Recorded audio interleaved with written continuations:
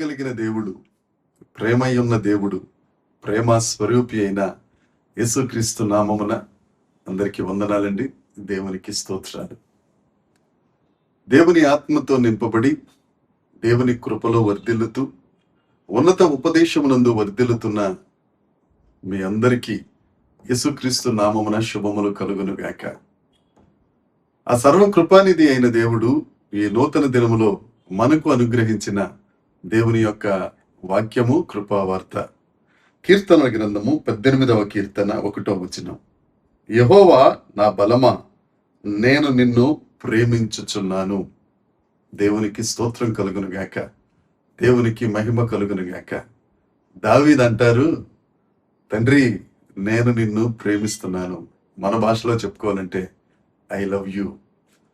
దేవుణ్ణి ప్రేమిస్తున్నాడండి దావీదు గారు. ఒకసారి మన మనస్సాక్షిని మనం ప్రశ్నించుకుంటే మనం ఎవరిని ప్రేమిస్తున్నాం? దేవుణ్ణి హృదయపూర్వకంగా ప్రేమించగలుగుతున్నామా? పాత నిబంధనలో 10 ఆజ్ఞలుంటే క్రొత్త నిబంధనలో 2 ఆజ్ఞలు. మొదటిది నీ పూర్ణ హృదయంతో, పూర్ణ ఆత్మతో, పూర్ణ శక్తితో, పూర్ణ బలముతో నీ దేవుడైన తండ్రిని యెహోవాను ప్రేమించాలి. ప్రేమిస్తున్నావా? ఆ ఒక్కటి తప్ప మిగతా అన్ని చేస్తాం మనం. దావీదు అంటారు, యెహోవా నా బలమా, నేను నిన్ను ప్రేమిస్తున్నానయ్యా. దావీదు గారు దేవుణ్ణి ప్రేమిస్తున్నాడు. అంతేకాదు కీర్తనల గ్రంథం 31వ కీర్తనం 23వ వచనంలో ఉంటుంది, యెహోవా యందు భక్తులైన వారులారా యెహోవాను ప్రేమించుడి. దావీదు దేవుణ్ణి ప్రేమిస్తూ ఆ ప్రేమలోని ఆ రుచి ఎరిగిన వాడు గనక భక్తులకు తెలియజేస్తున్నాడు, తండ్రిని ప్రేమించండి, దేవుణ్ణి ప్రేమించండి. యెహోవా ఉత్తముడని రుచి చూచి ఆ ప్రేమను దావీదు గారు రుచి చూశారు. ఆ టేస్ట్ ఏంటో దావీదు గారికి తెలుసు.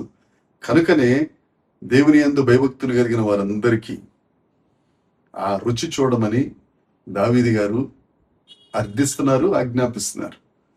నిర్గమకాండం 26వ అధ్యాయంలో మోషే గారికి దేవుడు తన నామమును ప్రచురపరుస్తూ నన్ను ప్రేమించు వారిని 1000 తరముల వరకు నేను కరుణించు దేవుడునని తెలియజేశారు. ఆయనను ప్రేమిస్తే చాలు, 1000 తరముల వరకు ఆయన కరుణ, ఆయన కనికరం, ఆయన కృప మన ఎడల వర్ధిల్లుతుంది. మనం ఇటు రీతిగా మనం బ్రతుకుతున్నామంటే మన పితరులు, మన పూర్వీకులు దేవుణ్ణి ప్రేమించారు గనుక ఆ ప్రేమ తాలూకా ఆ కృప, ఆ కనికరం మన ఎడల ఉంది గనుక. లూకాసు వార్త 7వ అధ్యాయంలో ఒక సందర్భం మనందరికీ తెలుసు. ఆమె అక్కడ ఒక స్త్రీని చూసి, ఈమె విస్తారముగా నన్ను ప్రేమించింది గనుక ఈమె విస్తార పాపములు క్షమించబడ్డాయి అని ఒక మంచి మాట తెలియజేశారు.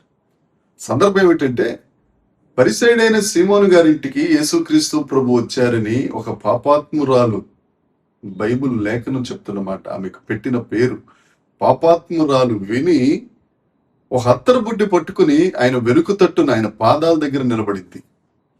ఆ పాదాల దగ్గర నిలబడి కన్నీరు కారుస్తూ, ఏడుస్తూ తన కన్నీటితో పాదములను తడిపి, తన వెంట్రుకలతో పాదములను తుడిచి, తను ఆ పాదములను ముద్దాడి, తను తీసుకొచ్చిన అత్తరును పగులగొట్టి పాదములకు రాసి, అంతా పాదాల దగ్గరేనండి. కన్నీరు పాదాలతో పాదాలను తడిపింది, తల వెంట్రుకలతో పాదాలు తుడిచింది, ముద్దులతో పాదాలను ముంచెత్తింది. అంతేకాదు ఆ విలువైన అత్తరుతో ఆ పాదములను అభిషేకించింది. ఈ ప్రేమనంతా చూచిన తర్వాత యేసుక్రీస్తు ప్రభు అంటారు, ఈమె నన్ను విస్తారంగా ప్రేమించింది గనుక ఈమె విస్తార పాపములు క్షమించబడ్డాయి. ఎంత ధన్యత పొందిందండి పాపాత్మురాలని పేరు పెట్టబడిన ఆ స్త్రీ.